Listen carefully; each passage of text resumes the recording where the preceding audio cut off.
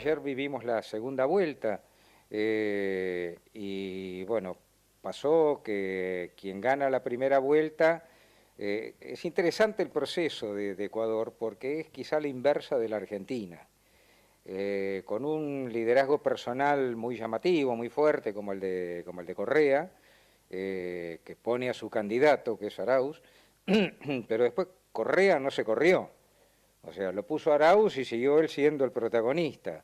El principal problema es ese, esto lleva a que, bueno, los que no lo habían votado en primera vuelta casi no lo votan en segunda vuelta Arauz, pero lo cierto es que en parte van a votar a quien había salido segundo, que es Lasso, que es un viejo banquero, un hombre de una trayectoria en las entidades financieras de Ecuador, y después una parte sustancial se abstiene.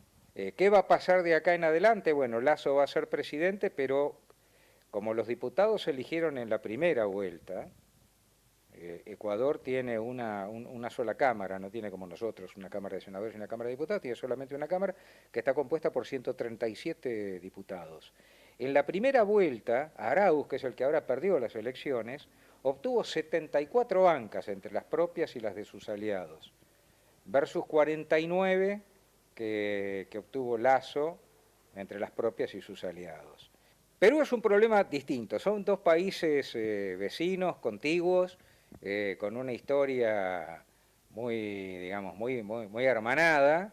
Eh, digo, el caso de Perú es distinto. Perú tiene un problema, aparte de político, un problema social, pero también un problema antropológico. Tiene inconvenientes severos para formar mayorías suficientes que sean capaces de convocar a consensos estables.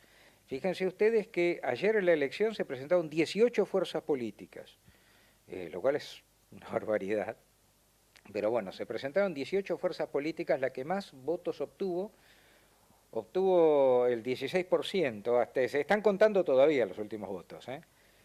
Quien le sigue obtuvo el 10%, quien le sigue el 9%, quien le sigue el 8%, esas son las fuerzas políticas. Quien ganó las elecciones es un dirigente gremial docente, un maestro de escuela primaria, con una larga trayectoria en la militancia gremial y en cierta militancia reivindicativa política, pero inmediatamente después sale la hija de Fujimori, Keiko Fujimori, que es volver para atrás 30 años en la vida política y es reinstaurar todo un problema. O sea, el propio Fujimori está preso, el grueso de sus adláteres de gobierno están presos. Perú pasó una cosa insólita desde que se suicidó un expresidente como Alan García.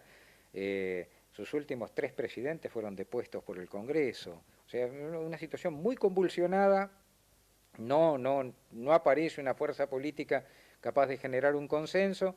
Van a una segunda vuelta seguro, que va a ser el 6 de junio, es la segunda vuelta. Y todo hace prever que va a quedar una Asamblea Nacional, el Congreso va a quedar bastante atomizado,